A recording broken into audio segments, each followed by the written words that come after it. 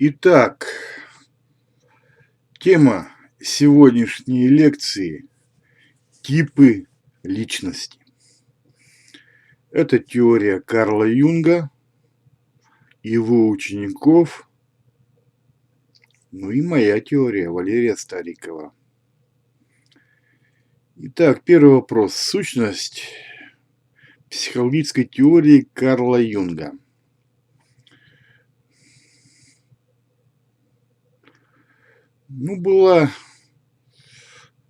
Были разногласия между Фрейдом и Карлом Юнгом. Фрейд был его учителем.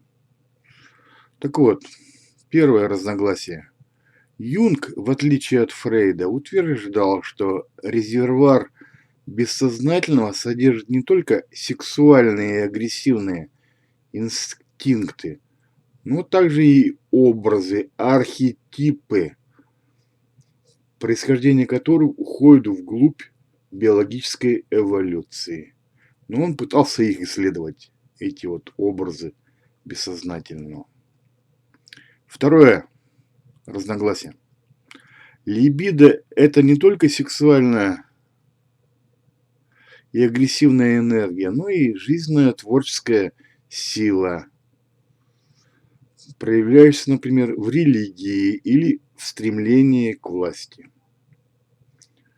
Юнг и Адлер отвергали заявление Фрейда, что мозг представляет собой приложение к половым железам. По мнению Фрейда, человек есть продукт своих детских переживаний. По мнению Юнга, формирование личности вовсе не завершается к 5 годам. Человек может меняться и подчас довольно значительно на протяжении всей жизни. Третье разногласие. Юнг пытался проникнуть в область бессознательного глубже, чем это удалось Фрейду. Юнг пытался найти и исследовать в бессознательном врожденный опыт человечества, как биологического вида, унаследованный им от своих животных предков, то есть коллективное бессознательное. Юнг исследовал мифологию и художественное творчество ряда древнейших цивилизаций, выявляя лежащие в их основе архетипические символы. Вообще это немножко мистика. Юнгу также удалось обнаружить в сновидениях пациента нечто, что он посчитал следами подобных символов. 7 таких архетипов встречаются чаще других. Это персона, анима, анимус, тень, самость, мудрец и бог. Архетипы часто проявляются в сновидениях и в искусстве в форме символов. Образы бессознательного. Первый пример образа. Персона. Это социальная роль человека. И так далее. Анима – это женские черты в личности мужчины. Анимус – это мужские черты в личности женщины. Тень – это тайная и дурная сторона нашего «я». Образ зверя, который находится в бессознательном и просыпается в минуты ярости. Ну и так далее. В общем, это все эти образы бессознательного, немножко мистика.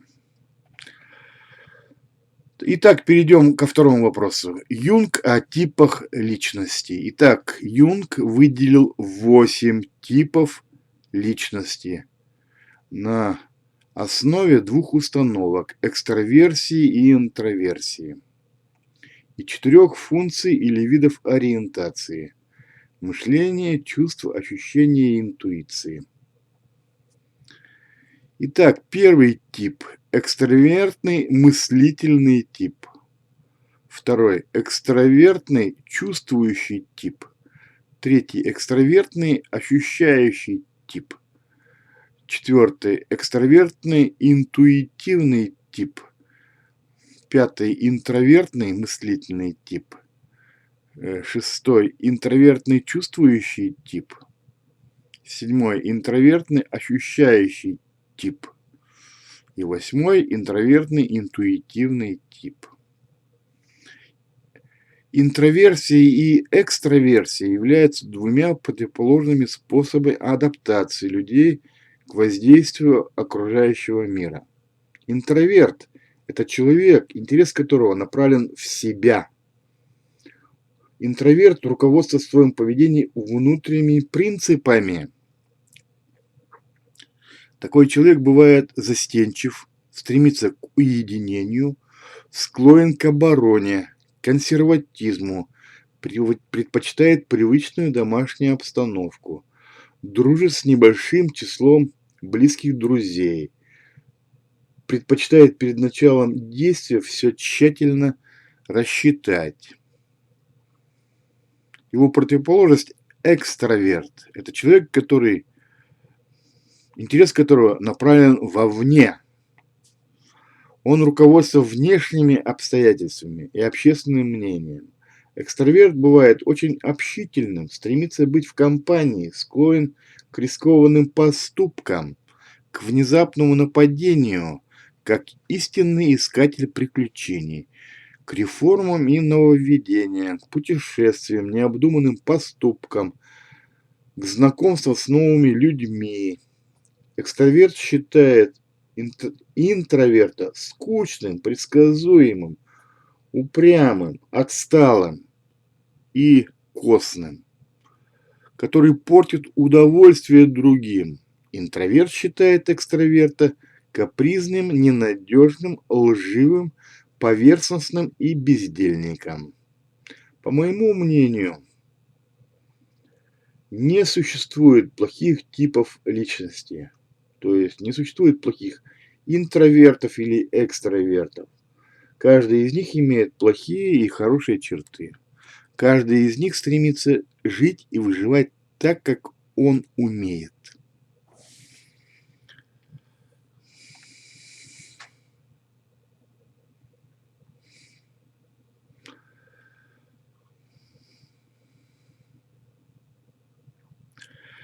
В природе существует два противоположных способа адаптации. Первый – высокая скорость к размножению при низкой защитной способности и короткой продолжительности жизни отдельного индивида.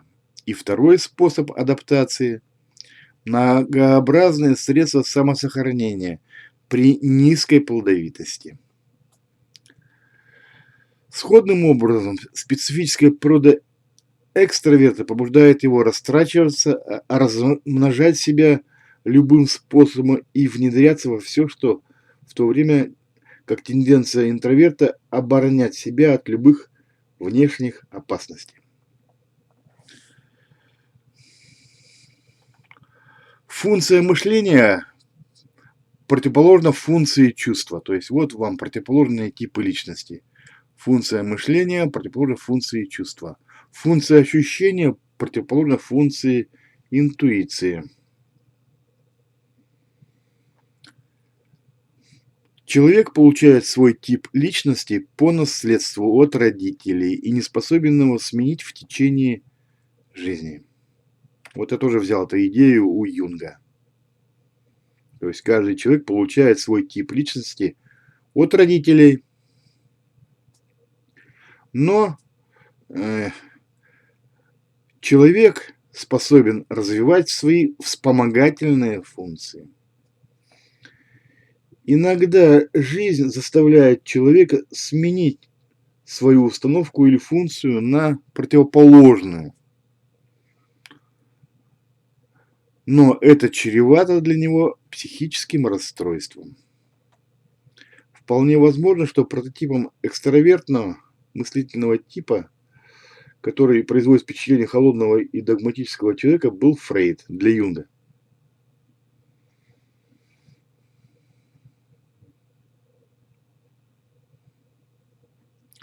Так, последователи Юнга о типах личности. Следующий вопрос. Ну, их много было, учеников у Юнга. Изабель Майерс Брикс, ее мать Кэтрин Брикс. Они к 6 юнговским показателям добавили еще 2. Планирование и импульсивность. Я считаю, что все это да глупость. Глупость. Еще был ученик у них, вот у этой Майерс Брикс, был Кейрси. Эти авторы составили тесты на тип личности, которые широко используются на Западе при приеме на работу.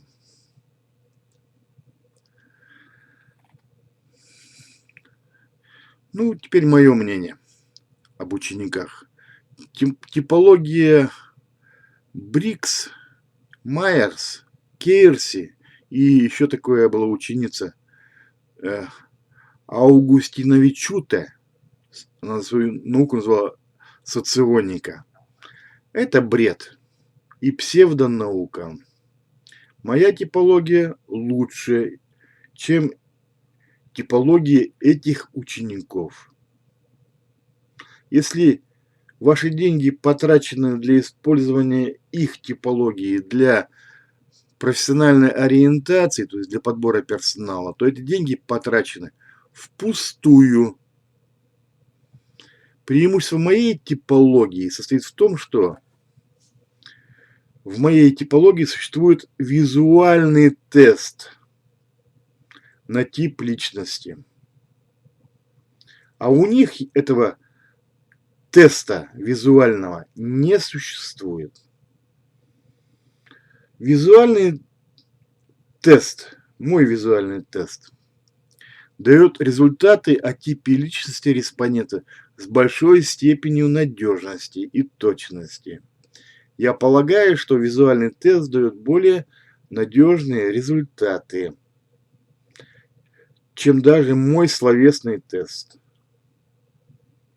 Мои конкуренты не могут создать визуальный тест в принципе, так как у них этих типов личности слишком много. У них 16 типов личности, а у меня 4.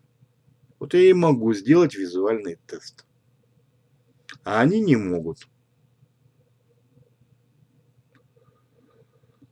Мои конкуренты не могут перепроверить результаты своего словесного теста с помощью визуального теста, а я могу.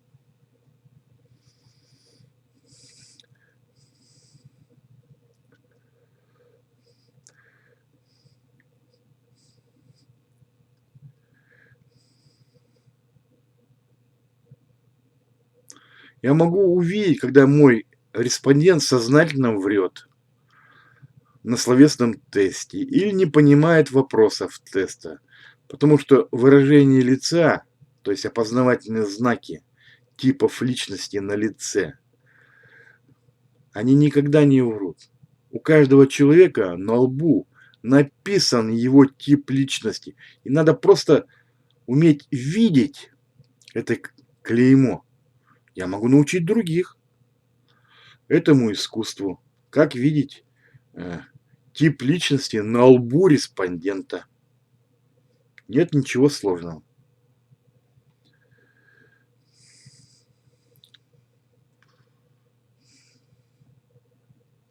Это умение видеть тип личности очень полезно в жизни.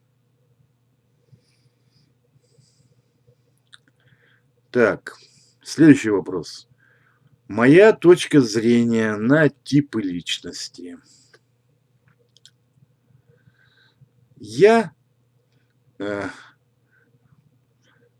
следующим образом упростил и исправил теоретическую конструкцию Юнга.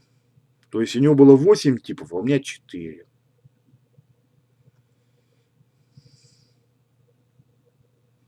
Так вот, по моему мнению,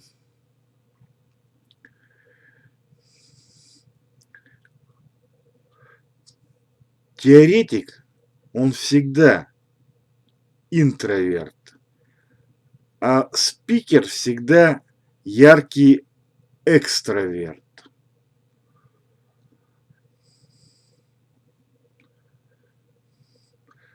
А вот техник и психолог, они бывают и интровертами, и экстравертами, но не в значительной степени. Дальше. Нужно заменить неясную функцию чувства. Что это такое чувство у Юнга? Понять невозможно. Я заменил ее на функцию устная речь. Это у спикера. Устная речь. Это понятно что. Именно в процессе постоянного общения спикер узнает о слухах и оценках, господствует в общественном мнении, узнает что почем в процессе общения, устной речи. Необходимо заменить функцию ощущения, присущую всем животным, на исключительно человеческую функцию способность к орудийной деятельности или технические навыки, золотые руки. Это у техника. И последнее, что я сделал. Необходимо заменить функцию мышления на близкую по смыслу функцию абстрактно-логическое мышление. Это у теоретика. Итак, таким образом, по моему мнению, существует 4 типа личности. Техник, психолог, спикер и теоретик. Каждый из которых имеет одну ведущую функцию. Техник обладает способностью к орудийной деятельности, то есть золотые руки. Психолог обладает интуицией, теоретик абстрактно-логическим мышлением. Спикер обладает хорошо развитой устной речью. Между противоположными типами личности возникают конфликты и неприязнь в отношениях, например, между теоретиком и спикером. Неприязнь возникает между техником и психологом. Хорошие отношения возникают между одинаковыми типами личности. Например, между двумя спикерами отличные отношения. Между теоретиками, двумя теоретиками, отличные отношения. Кстати, они очень редкие, когда я сталкиваюсь с теоретиком, ну, я не знаю. У меня просто вот возникает приязнь. Между психологами хорошие отношения, отличные. Между техниками отличные отношения. Поэтому, когда выбираете вы себе супруга, лучше брать свой тип личности. Потому что отличные отношения возникают. Приемлемые отношения возникают между близкими типами личности. Например, между спикером и техником. Приемлемые отношения. Между спикером и психологом тоже приемлемые отношения.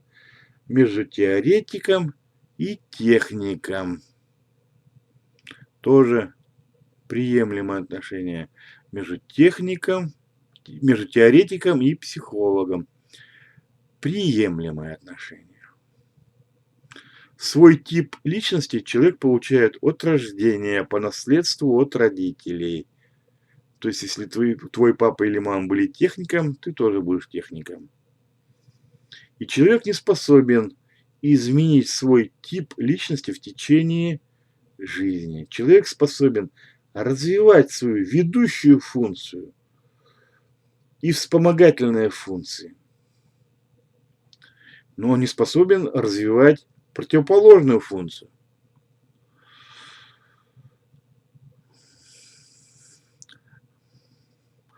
Левое полушарие головного мозга оперирует словами и знаками.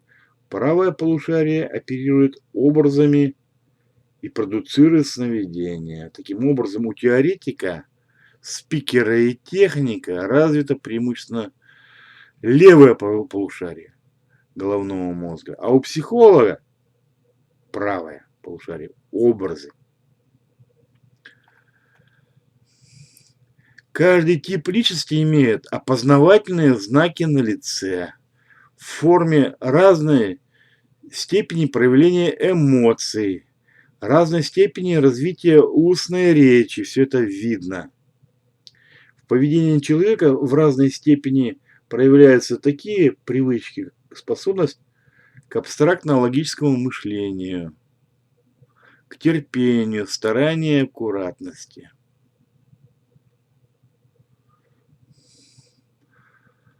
Способности лидировать. Все это видно визуально. Исследователь может научиться фиксировать эти опознавательные знаки на лицах окружающих людей и делать прогнозы об их склонностях и стереотипах поведения. Сначала нужно определить тип личности по опознавательным знакам, а затем можно догадаться о будущей судьбе этого человека, его склонностях, о будущих конфликтах и о том, можно с этим человеком дружить или нет. В этом состоит польза визуального теста на тип личности. Удобство визуального теста по сравнению с письменным тестом состоит в том, что не всегда удобно предложить тест своему начальнику или столичному политику. Тест письменный ему не могу предложить, но я могу его определить его тип личности по опознавательным знакам.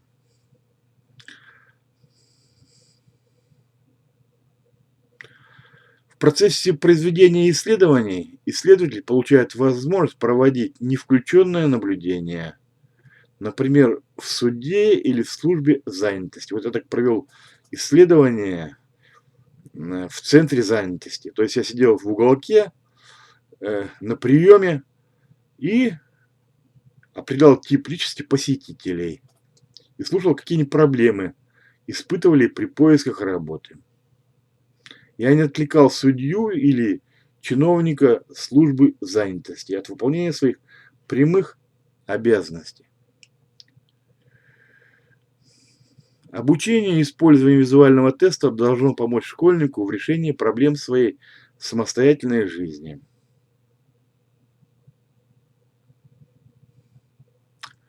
Мой опыт обучения школьников показывает, что этому искусству определять тип личности можно научить за несколько занятий. Ничего сложного.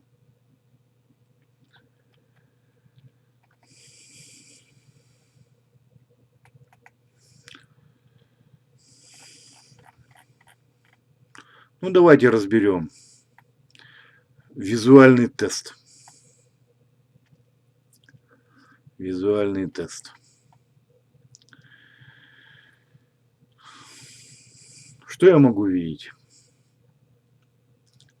Итак, роль респондента в малой группе. Психолог – это особо приближенный к лидеру, подхалим. Техник – рядовой исполнитель без претензий на лидерство. Спикер – лидер или претендент в лидеры. Это уж видно, кто урок срывает, кто командует этим срывом. Теоретик – сильный одиночка, обычно не входит в малые группы. Так, выражение лица у психолога. Одухотворенное, эмоциональное. Такая маленькая обезьянка. Техник. Холодное, бесстрастное выражение лица. Маска деревянная. Никаких эмоций. Спикер. Выражение лица дружелюбное или наглое. Теоретик. Выражение лица интеллектуальное, необщительный, такой ботаник. Дальше. Стиль речи у психолога пафосный, лирический. Техник. Стиль речи однообразный, шаблонный. Спикер. Стиль речи деловой. Стиль речи у теоретика категоричный, лаконичный. Следующий признак визуальный. Частота и значение улыбок. У психолога частая и томная улыбка, как предложение любви. Строит глазки. Техник. Редкая холодная улыбка. Почти не улыбается. Никогда. Спикер. Частая дружелюбная или наглая улыбка. Вот уж кто умеет улыбаться широко. Теоретик. Редкая саркастическая улыбка. Следующий признак визуальный. Стиль мышления. Как он мыслит? Психолог. Образный, интуитивный, ассоциативный стиль мышления. Начинаешь его слушать, он перескакивает с одного на другое по методу ассоциации. Очень долго говорит, в общем, бред. Поток сознания. Стиль мышления у техника конкретный, практичный, никуда не улетает. У спикера стиль мышления неглубокий, поверхностный. Стиль мышления у теоретика оригинальный, логичный, абстрактный. Вот уж кто выдает интересные мысли.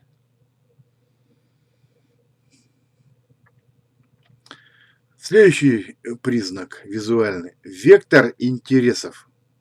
На что он ориентируется? Психолог. А у него любовь, религия, искусство. Вот на что он ориентируется. Любовь, религия, искусство. Техник. Он ориентируется. Техника, ремесло, рукоделие. Он только об этом и говорит. Спикер. Вектор интересов. Чем он интересуется, спикер? Слухи, бизнес, цены. Что почем. Теоретик. Вектор интересов. Наука. Вот на что он ориентируется. Следующий признак. Стиль одежды. У психолога такой богемный стиль одежды. Высокий вкус. Ну, самая короткая мини-юбка. И так далее. Какой-нибудь пирсинг. Татуировки. Стиль одежды, да. Так, у техника безвкусный стиль одежды. Чистоплотный. Техник любит униформу. Спикер. Стиль одежды. Модный стиль, но без крайностей. Крайности вот у психолога там перебирает. У техника добротный, старомодный стиль одежды. Он не знает современную моду, поэтому старомодный, добротный. Следующий признак визуальный. Стиль публичного выступления с трибуны. Психолог – это религиозный пророк. Ну, как Гитлер. Техник, стиль публичного выступления с трибуны по бумажке. Ну, у нас Путин очень любит выступать по бумажке. Спикер. Прирожденный оратор. На трибуне, как рыба в воде. Теоретик испытывает панический страх перед публичным выступлением. Для него это самое, как сказать, то, что он боится очень публично выступать. Вроде умный, а боится. Так, следующий признак. Его опора в конфликте. На кого он опирается в конфликте? Психолог. На покровителя.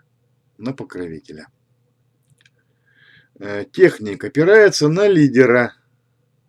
А вот спикер опирается на своих многочисленных друзей. Ну, а теоретик он одиночка, поэтому опирается только на себя. Но он сильная одиночка. Так что следующий признак визуальный. Стиль поведения в конфликте. Как он ведет себя в конфликте, психолог? Он готов унижаться, строить интриги. Он любит ссорить других, а сам старается остаться в стороне. Техник пассивен в конфликте.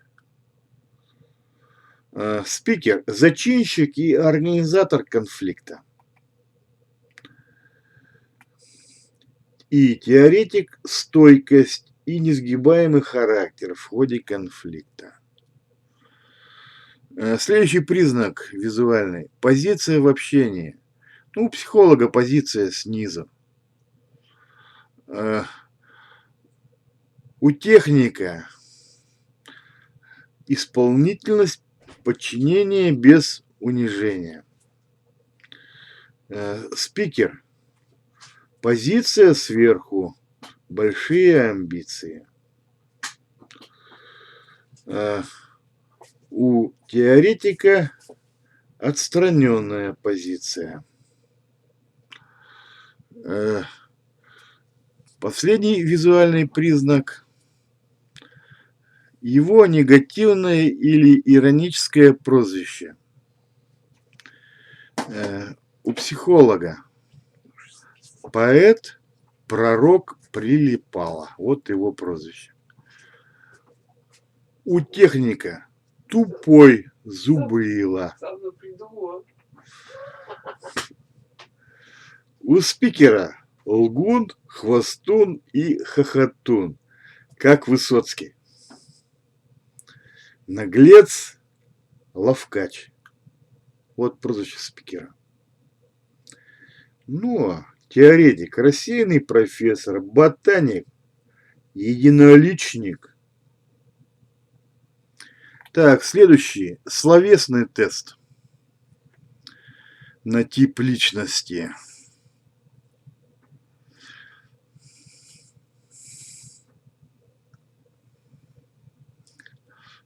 Первый вопрос. Ваша роль в малой группе. Теоретик. Сильный одиночка. Спикер. Лидер, идейный вдохновитель. Техник – это рядовой исполнитель в малой группе. Психолог – самый душевный. Он создает в малой группе микроклимат. Так, второй вопрос. Кем хотите работать? Теоретик. Ученый-теоретик, научный работник. Спикер. Руководитель, бизнесмен. Техника. Бухгалтер, инженер. Психолог, артист, воспитатель. Третий вопрос. Ваши любимые предметы в школе? Теоретик. Математика, обществознание. Люблю учиться. Спикер. Физкультура, любимый предмет. Не люблю учиться. Техник. Труды. Психолог. Литература, музыка. Четвертый вопрос, словесный. Ваши хобби? У теоретика научные книги. Спикер. Встречи друзей. Выпить, в карты поиграть. У техника хобби. Ну, конечно, техника. Автомобиль. Мотоцикл. Компьютер. У психолога искусство. Любовь, религия, хобби. Стиль одежды. Классический, старомодный. Спикер. Модный стиль. Техник. Чистоплотный, форменный. У психолога стиль одежды экстравагантный. Он просто шокирует своей одеждой окружающих. Смотрит на него как на немножко чокнутого. Ваш образец для подражания. Теоретик. Научный гений, какой-нибудь там Коперник или Аристотель. Вот кем он хочет стать. Кому хочет подражать. Спикер. Король, богач. Вот кому он подражает. Техник. Работяга. Вот кем он хочет стать. Психолог. Для него пример, образец для подражания. Религиозный пророк. 7-й вопрос. Кем и как любите работать? Теоретик. В одиночку. Спикер. Начальником люблю работать. Техник. Подчиненным. Психолог. Заместителем. Люблю работать. 8-й вопрос. Что умеете в бизнесе? Теоретик. Составить план. Спикер. Предпринимать, рисковать. Техник. Поддерживать дисциплину. Психолог. Видеть перспективу. 9-й вопрос. Ваш способ получения власти. Теоретик. Она мне не нужна, власть. Спикер. Выборы, восстания. Это именно он срывает уроки. Спикер. Техник. По наследству получить власть. Быть наследником престола. Психолог. Закулисная борьба. Заговор, интриги. Психологи лучшие в закулисной борьбе. Самые подлые. Следующий, 10-й вопрос. Ваши отношения к людям, теоретик, они меня не интересуют. Спикер. Они должны подчиняться мне и работать на меня. Техник. Они, люди, должны соблюдать дисциплину. Психолог. Умею использовать их слабости, этих людей. 11-й вопрос. Ваш имидж на службе. Теоретик. Имидж. Эксперт. Спикер. Общественник. Лидер. Вот его имидж. Техник. Золотые руки. Психолог. Особо приближенный к руководителю. 12-й вопрос. Ваша роль в науке. Теоретик. Ну, конечно, теоретик его роль. Творить теории. Спикер. Организатор конференции. Техник. Экспериментатор. Психолог. Утопист, мистик, мечтатель. Как Карл Маркс был утопистом. 13-й вопрос. Что умеете делать в жизни? Теоретик. Решать задачи с помощью своего интеллекта. Спикер. Что умеет? Общаться, руководить. Техник. Ремонтировать технику.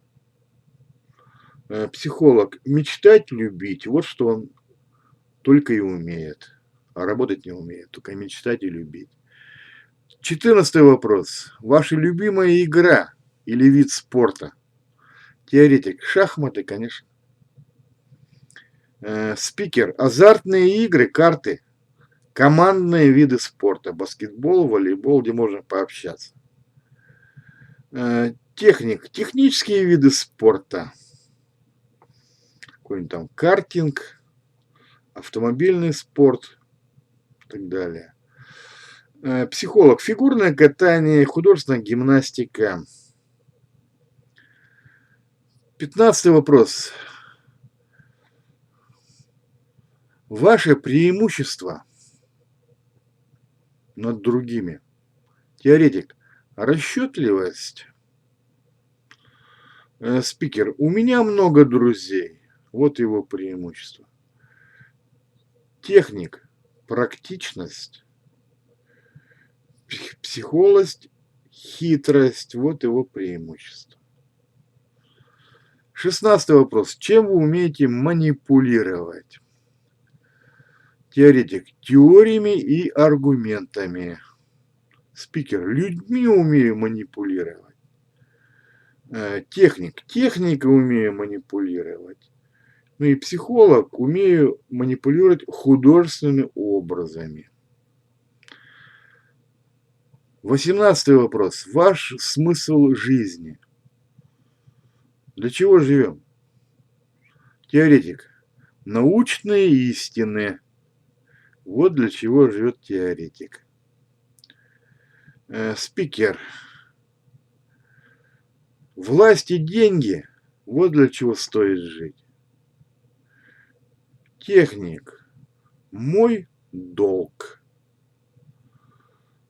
Ну и психолог. Любовь. Вот для чего живут. 19 вопрос. Ваш стиль сочинений. Теоретик. Мой стиль научный. Сочинений. Спикер. Популярный стиль сочинений. Техник. Прикладной. Психолог. Лирический. Духовный стиль сочинений. 19 вопрос. Ваш идеал в политике. Так, теоретик. Реформаторы. Вот мой идеал. Спикер. Авантюристы. Вот кто мой идеал. Разные там пираты, военачальники, узурпаторы и так далее. Техник. Идеал в политике. Консерваторы. И психолог. Идеал в политике. Утописты. Карл Маркс, Платон и так далее. 20 вопрос последний. Ваш рецепт успеха в жизни. План и упорство в достижении цели. Вот рецепт. Спикер. Удача. Вот рецепт. Фарт, как говорят преступники. Техник. Терпение, старание, аккуратность. Вот как техник добивается успеха. И психолог. Найти покровителя. Вот секрет успеха. Следующий вопрос. Список преимуществ и проблем в жизни для различных типов личности. Психолог имеет следующие преимущества в жизни. Первое. Высокая степень сексуальности, которая позволяет ему много раз вступать в брак и искать супруга, способного стать источником защиты и денег для семьи. Второе преимущество психолога – мастерство в закулисной борьбе. Эта борьба закулисная идет в любой конторе. Коварство и хитрость, умение использовать человеческие слабости в своих интересах, умение быть заместителем руководителя, умение выпрашивать для себя льготы и привилегии, умение устанавливать особые отношения с руководителями, втираться в доверие, придавать покровителю в случае необходимости. Дальше. Психолог имеет следующие проблемы в жизни. Отсутствие способности к ручному ремеслу. Ну, руками ничего не умеет делать. Не разбирается в технике. Все это приводит к безработице и к иждивенческим настроениям. Техник имеет следующие преимущества. Первое. Большой выбор профессий в индустриальном обществе, где он может применить свои золотые руки. Второе преимущество – склонность проявлять такие качества характера, как практицизм, терпение, старание и аккуратность в рутинной работе. Умение быть беспрекословным исполнителем. Техники имеют следующие недостатки или проблемы в жизни. Первое. Низкий уровень сексуальности, из-за чего техник рискует столкнуться с такими проблемами, как измены супруга, поздний брак или одиночество. Второй его недостаток у техника – низкий уровень предприимчивости, он недотепа в бизнесе. И неумение искать новое место работы. Вроде столько для него работы, а вот он не умеет искать работу. Спикер имеет следующее преимущество в жизни. Первое. Лидерские качества и умение руководить организацией или государством. Второе. Ораторский или полководческий талант. Третий. Предприимчивость в бизнесе и способность иметь широкие контакты и знакомства повсюду. Дальше. Самая высокая степень успеха в любви и достаточный уровень сексуальности. И последнее преимущество спикера – способность совершать головокружительную карьеру, пересаживаться с одного лифта на другой и иметь большой, но нестабильный доход. Спикер имеет много недостатков. Первое. Склонность к алкоголизму и групповым преступлениям, особенно в молодости, потом маленько умнеет. Второй недостаток. Нежелание учиться и получать высокий уровень образования. Это он срывает уроки, это его выгоняет, отчисляет. Отсутствие диплома о высшем образовании мешает спикеру достичь больших высот в карьере руководителя. То есть прирожден начальник, а диплома нет о высшем образовании. И третье недостаток спикера – нежелание соблюдать правила распорядка. Низкая степень трудолюбия. Он стремится эксплуатировать своих коллег. Теоретик имеет следующее преимущество. Высочайший уровень образования. Там 2 института. Второе. Отсутствие склонности к девиантному поведению. То есть к алкоголизму, к наркомании и преступному поведению. Нет такой склонности.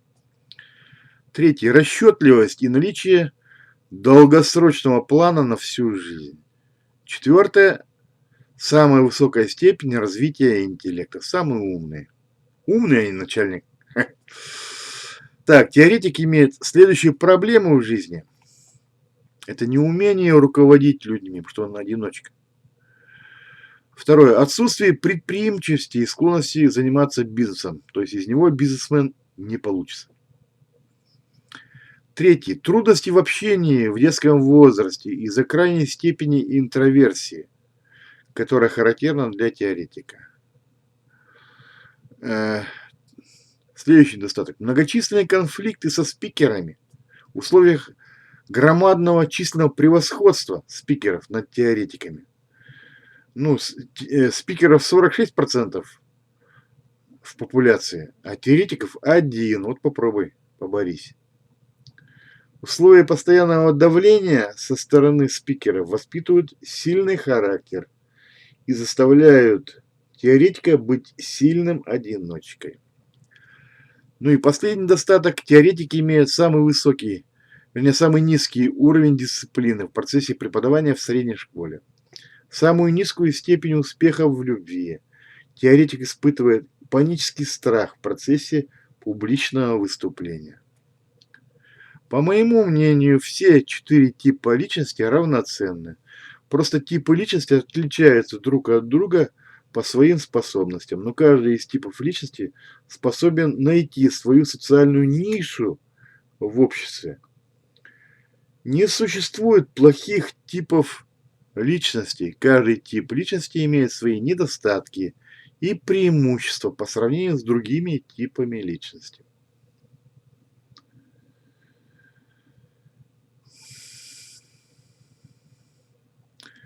Так.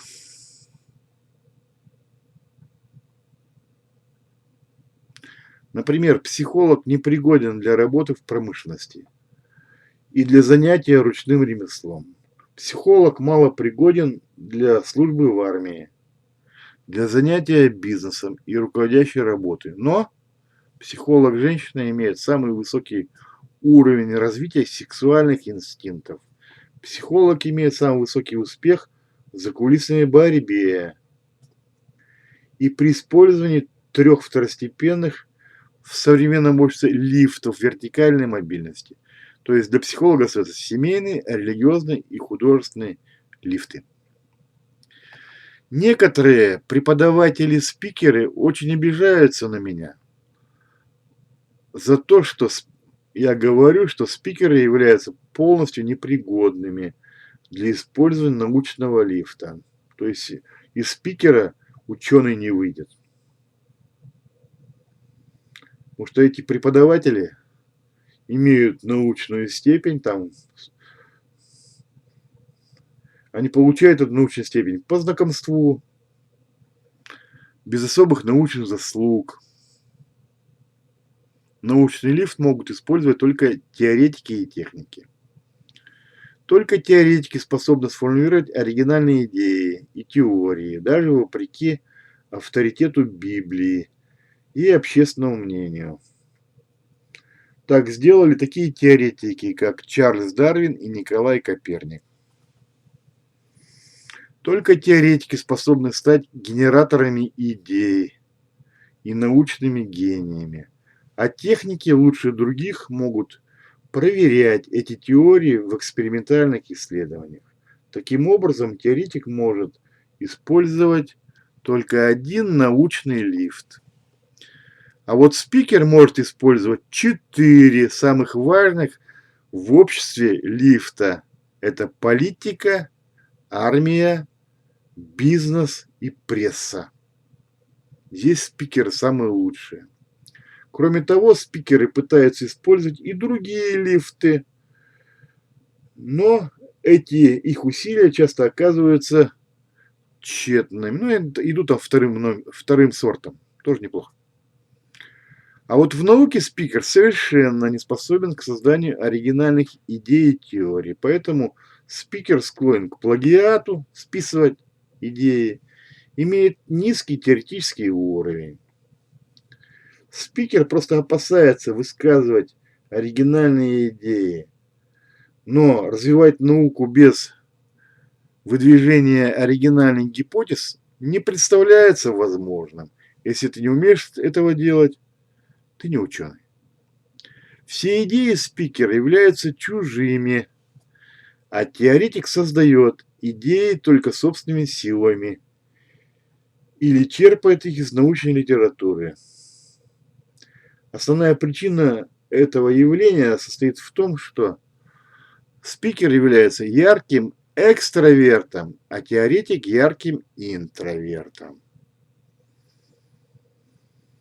Основным объектом внимания теоретика являются внутренние принципы и идеи, а объектом внимания спикера – власть над людьми, слухи и сплетни. Уже в школе именно спикеры склонны к списыванию контрольных работ у своих многочисленных друзей и к организации срыва урока. Спикер иногда способен хорошо учиться ради хороших отметок и успешной карьеры. Но только теоретики способны учиться от души ради получения знаний.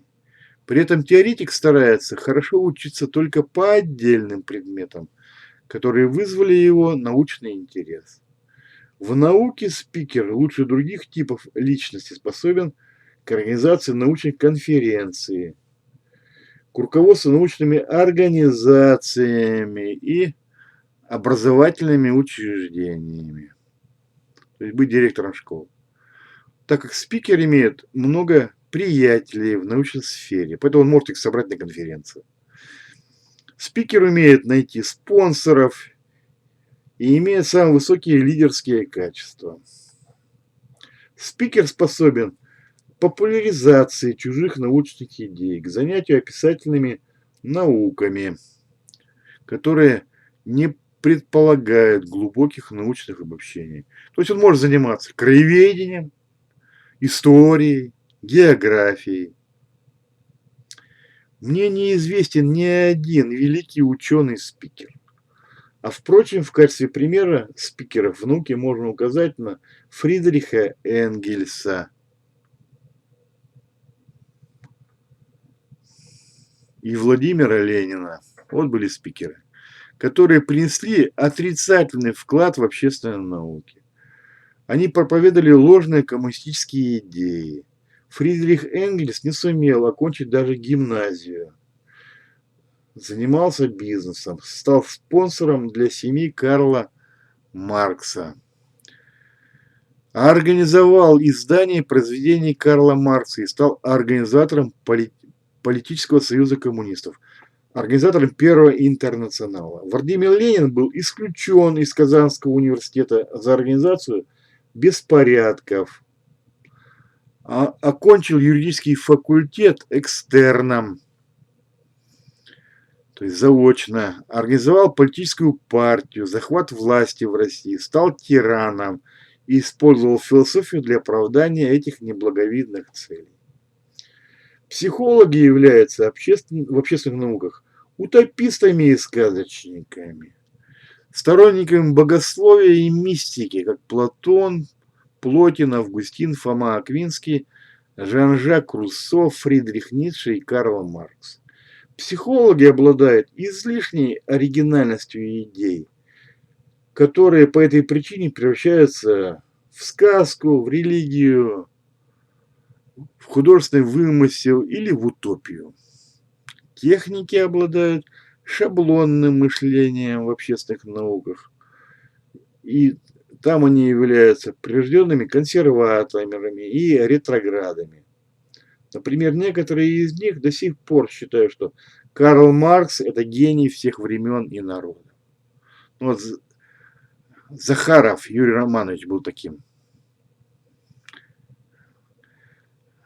Техники вынуждены прятать свою теоретическую отсталость в общественных науках за наукообразными кондовым стилем сочинений. Техник является прирожденным исполнителем, а в роли руководителя способен быть требовательным и даже организовать мелочный контроль над подчиненными. Техники являются вторым сортом при использовании трех важных в обществе лифтов. Вторым сортом это неплохо. Это в армии, в науке, в бизнесе. Они являются вторым сортом. Неплохо. Поэтому техники всегда способны найти свое место в жизни.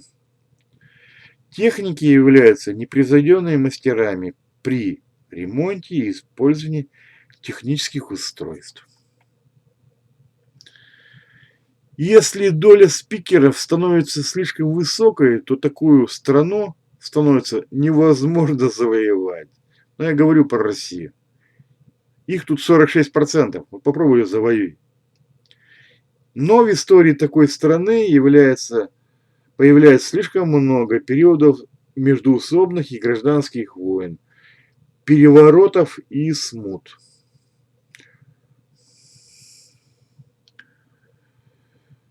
История России полна огромным количеством смут, иностранных нашествий, крестьянских восстаний, завоевательных походов, переселений и гражданских войн.